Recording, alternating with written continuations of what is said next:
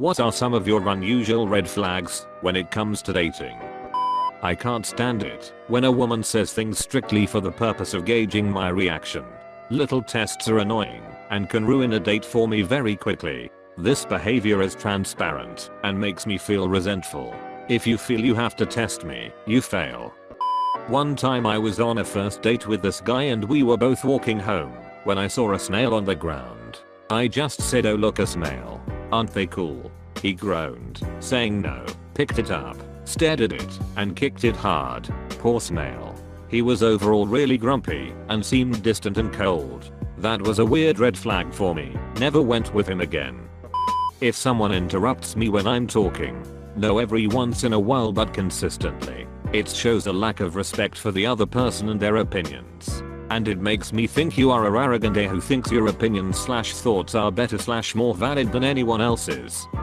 No matter how well adjusted they sound, if they have lots of stories where they were victimized and or the other person was crazy, big red flag.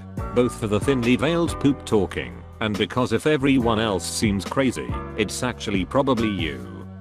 Not being happy being single and being too dependent on me for their happiness. There is nothing more unattractive than knowing you dictate how they feel about themselves. If you don't have your own life and your own interests, it's ridiculous. I like me, but I want to date someone who I can rationally debate with and who brings completely different things to the table. My last ex had an interesting one. On our first date we were walking, and I saw a weird bug on the sidewalk. I pointed it out, and did the oh nasty reaction I normally do to bugs, but stepped around it to continue on our way.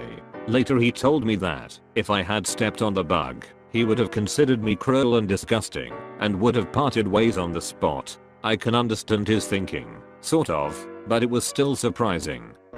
When someone is overly clingy right off the bat. If I just start hanging out with a person and he/she is already trying to spend every available second of his/her time with me, he/she constantly wants to know what I'm doing.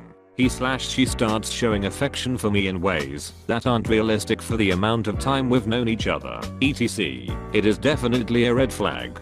To some people it might seem cute or even refreshing that someone is putting that much thought into them, but it really freaks me out. If they are already being like that, imagine how overbearing they will get when you're actually in a relationship with them.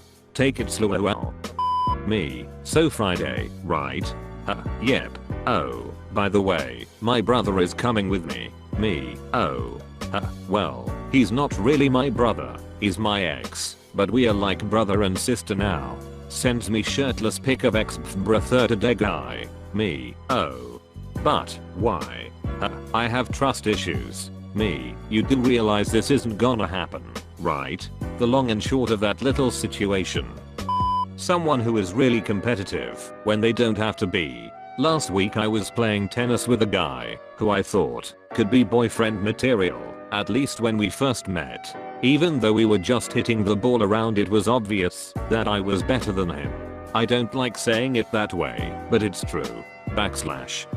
Every time he hit the ball out, he cursed to himself and had a really pussy look on his face. Sure, I get competitive from time to time, but certainly not while doing something that isn't even a competition in the first place. I have no doubt that he went into the rallying thinking he was better than me. When we'd spoken about tennis in the past, he brought up points that were quite annoying, like oh, you'll get better, and improving your mental game is just as important as your physical, even though I made it clear that I'd been playing for over 12 years. I'm up for new information, don't get me wrong, but he made it sound like I was an amateur. Unnecessary competition is unhealthy competition.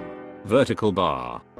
I can't stand when somebody I like starts telling me all the things I need to do to further my life/career. I know what I'm doing.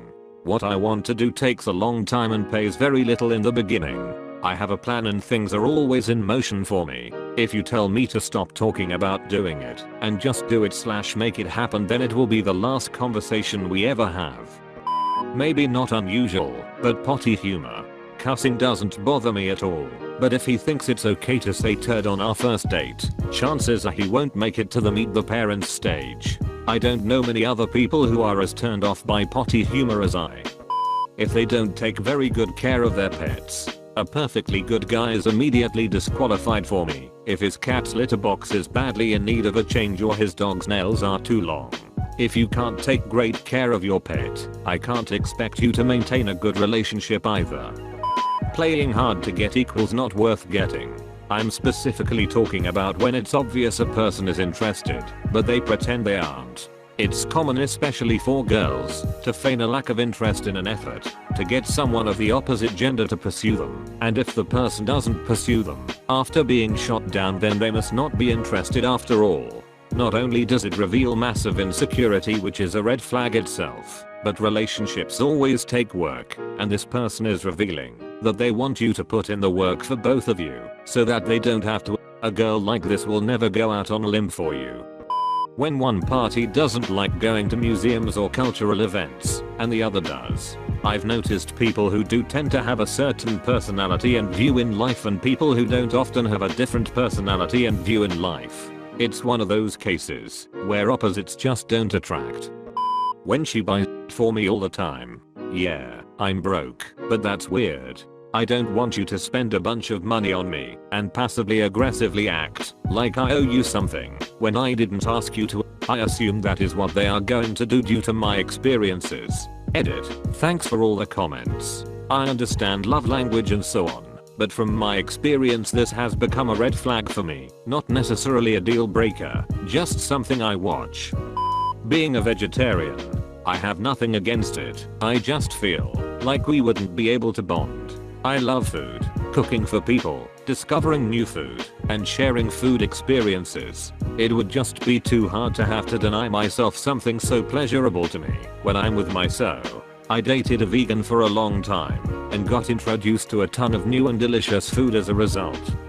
Shortly after giving her my number, like a couple days later, she decides to text me about some major problem she's having, which can usually be solved with money. Really, you don't call your family or friends about your car being broken into. You call the guy you've known for 2 days. Strangely enough, when I don't offer assistance, I never hear from her again.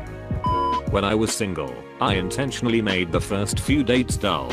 Drinks at a bar, maybe a walk in the park, dinner and a movie, that kind of thing. Really helped clear up who liked me as a person and who just wanted someone to entertain/pay for her. My dad started ranting condescendingly about her dad's political preference when he met her, probably trying to defend me from her possibly liking me. In retrospect, that was a red flag for me. My dad never had tried to do that before or since. In truth, the girl was kinda weird, for lack of a better term, and I'm sure my dad saw something in her eyes that I didn't. We never spoke about it because I was pissed at him for a minute and kind of forgot about it honestly, but yeah, if my family doesn't like you, get the hell out. Drives recklessly and take unnecessary risks. Romping on the gas at a yellow light, over the top speeding, like going 80 on a 45, too fast turns. To me, I see it as you are putting not just your life, but my life as a passenger in danger. I don't care if you pull dumb stuff when driving alone, but if you have someone you care about with you, you better check yourself. People who don't have real furniture. I'm not even saying they should have nice furniture, but for crying out loud, you shouldn't have your TV sitting on an ironing board and lawn chairs instead of a couch. Get some sheets, and please don't just lay your mattress on the floor. My list of red flags is too long, but I'll list the biggest ones. History of cheating, lack of personal responsibility, lack of fiscal responsibility, and missing those 2 trivia questions on OkCupid, which is bigger, Earth or Sun, and stale is to steal is 89,475 is 2.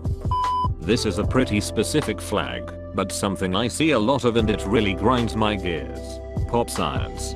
Basically, if I hear people say things like yay for science, or tell me how they're really geeky because they saw the new Star Trek movies, I'm pretty much done. It stems from a chip on my shoulder about being made fun of as a kid for being a geek. Anyone who tries to be cool is a huge red flag. There's something infinitely hot about a girl who is interesting and fun even when she's down, but the girls who can't help but talk about just how cool they are, probably overcompensating for some insecurity of their own. Everyone has insecurities, but it's normally best to stick to the people who just deal with them.